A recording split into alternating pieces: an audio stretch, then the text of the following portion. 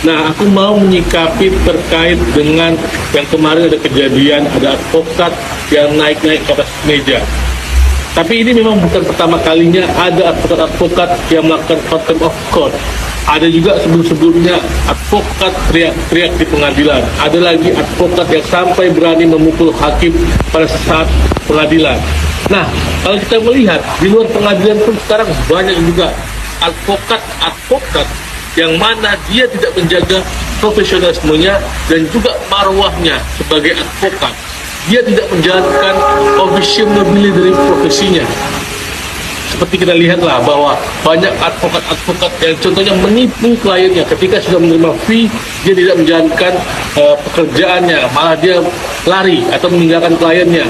Atau ada juga advokat-advokat yang contohnya dia menarik fee kecil di awal-awal, tapi sembari menangani perkara dia terus-menerus menarik uang dari kliennya sampai uang kliennya habis, baru kemudian dia meninggalkan kliennya dan dia tidak menjalankan lagi surat kuasanya karena mengatakan bahwa tidak ada lagi fee yang bisa diberikan kepada dia. Nah, ini kenapa bisa terjadi? Menurutku karena tidak ada sanksi yang bisa diberikan kepada advokat yang mana bisa benar-benar membuat dia jerah. Maksudnya seperti apa? Benar, ketika kita dihadapkan kepada kode etik, advokat bisa diberhentikan. Tapi karena kita mengetahui sekarang banyaknya organisasi-organisasi advokat, bahkan advokat yang dipecat saja bisa untuk mendirikan organisasi baru ketika dia sudah dipecat dari organisasi lain. Maka tidak ada ketakutan dari advokat ini untuk kehilangan pekerjaannya sebagai advokat, kehilangan profesinya sebagai advokat. Karena apa? Karena ketika dia dipecat dari suatu organisasi advokat karena melakukan pelanggaran kode etik yang berat, dia bisa pindah ke organisasi advokat yang lainnya. Atau bahkan dia mendirikan organisasi advokat baru dan dia menjadi ketuanya. Sudah, jadi tidak ada lagi ketakutan akan diberhentikan. Jadi benar, perlu adanya tindakan tegas atau perlu adanya regulasi ketika advokat-advokat yang dipecat dari organisasi advokat.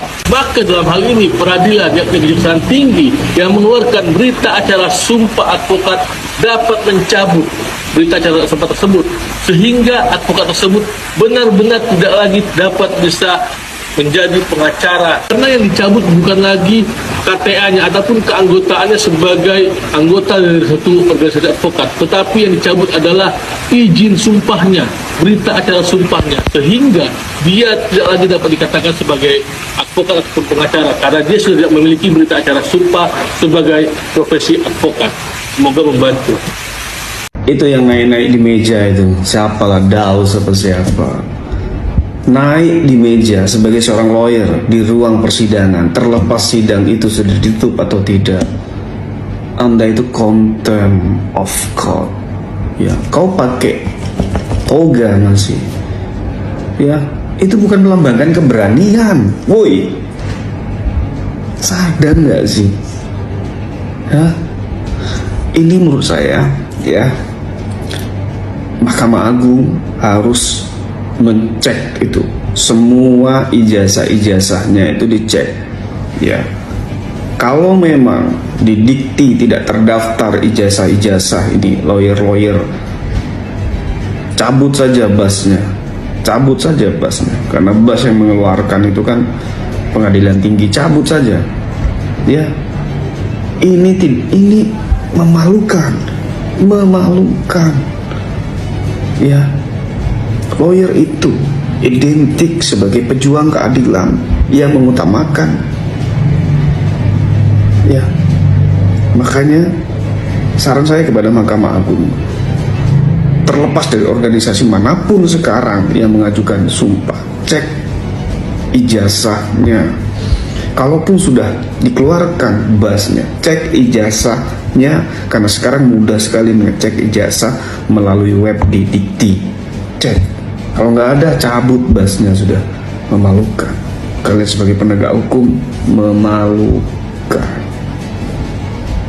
Bang Rasman Arif Nasution dan rekan Firdaus Wibowo telah dibekukan berita acara sumpah advokatnya berdasarkan penetapan Ketua Pengadilan Tinggi Banten nomor 52-KPT-W29-HM.1.1-2 tentang pembekuan berita acara sumpah advokat. Saya bacakan poin D-nya saja, bahwa advokat bernama Firdaus Wibowo nomor induk advokat telah ternyata melanggar sumpah atau janji advokat untuk menjaga tingkah laku, kehormatan, martabat, dan tanggung jawabnya sebagai advokat dalam peristiwa persidangan perkara pidana atas nama terdakwa Rasman Arif Nasution di Pengadilan Negeri Jakarta Utara pada hari Kamis tanggal 6 Februari 2025. Menetapkan membekukan berita acara sumpah advokat tanggal 15 September 2016 atas nama Firdaus Wibowo SH yang dikeluarkan oleh Ketua Pengadilan Tinggi Banten, ditetapkan di Serang pada tanggal 11 Februari 2025. Maka setelah berita acara sumpah Firdaus Wibowo dibekukan oleh Pengadilan Tinggi Banten, maka Firdaus tidak bisa lagi beracara, Firdaus tidak bisa lagi berpraktek sebagai advokat sebagaimana diatur di dalam Undang-Undang Advokat nomor 18 tahun 2003. Begitu juga dengan Bang Rasman Arif Nasution yang kemudian berdasarkan penetapan Ketua Pengadilan Tinggi Ambon nomor 44 dan seterusnya tentang pembekuan berita acara sumpah advokat nomor urut 118 atas nama Rasman Arif Nasution tanggal 2 November 2015 menetapkan membekukan berita acara sumpah pengambilan sumpah advokat nomor urut 118 atas nama Rasman Arif Nasution yang telah diambil sumpahnya di Pengadilan Tinggi Ambon pada tanggal 2 November 2015, ditetapkan di Ambon pada tanggal 11 Februari 2025. Ketua Pengadilan Tinggi Ambon ditandatangani Aruziduhu Waru.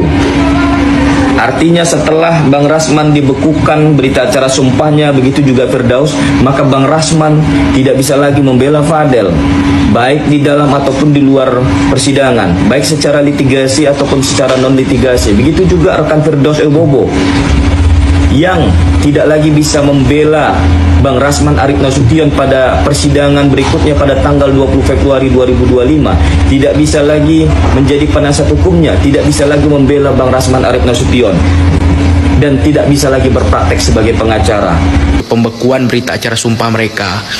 Nah, jadi setelah itu mereka tidak bisa lagi membela kliennya di persidangan.